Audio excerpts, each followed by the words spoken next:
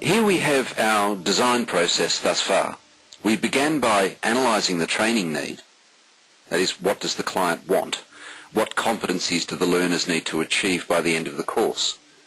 We then moved on to considering our environment and the learners.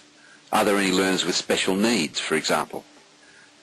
After these considerations, we moved on to beginning to develop a learning program, in that we looked at what overall training packages, what qualifications and what units of competency we could map our course across to.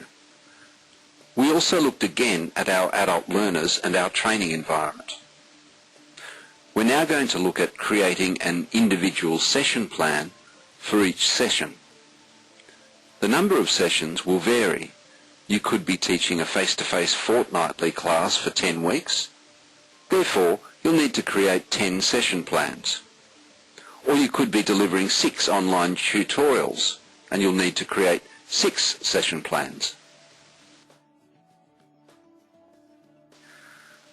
We've included part of the session plan for a face-to-face session for the design component of this course. As you can see, it sets out quite specifically what is meant to happen. Each minute is accounted for. A session plan is a set of notes which set down in logical order what will happen in the session. It outlines what the trainer or facilitator will do and what the learners will learn by the conclusion of the individual class or tutorial or lesson. Your sessions should be broken down into 3 areas: an introduction, a body, and a conclusion. The introduction is where you manage your learners' expectations, why this training is useful to them, what they'll be doing, and what they'll be assessed on. The introduction is also a good way to begin building rapport amongst the group. We'll look at group work in the next tutorial. The introduction is finally where you establish yourself as a trainer, what your experience is, and how you'll assist the learners on their learning pathway.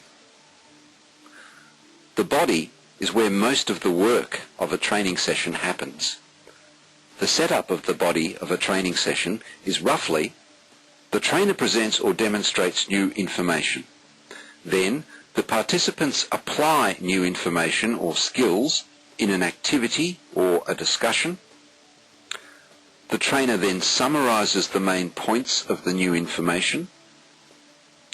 Next, and before beginning assessment, the trainer checks the participants' understanding of the new information.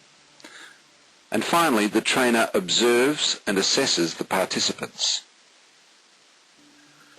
During the conclusion, the trainer effectively signs off the session by reiterating what the participants have learnt, how they can apply their learning to future endeavours, and if there are any future sessions, what will be covered in those sessions and how the current session links across to the future sessions. A session plan, at its most fundamental, gives you as the trainer and your learners structure and cohesiveness. If you're relatively new to the world of training, it will form the framework for your session and will help reduce anxiety about what's coming up. It also provides consistency amongst your organisation, as different trainers can use the same plan and deliver similar and consistent training sessions. We've now concluded tutorial 3. During this tutorial, we've looked at understanding your learners, establishing an effective learning environment, preparing resources for delivery, and preparing session plans. In tutorial 4, we'll look at the second part of the delivery module. We'll begin to examine how to conduct and facilitate group-based training. That's all from me. Thanks for watching. Thanks for listening. Good luck with your studies.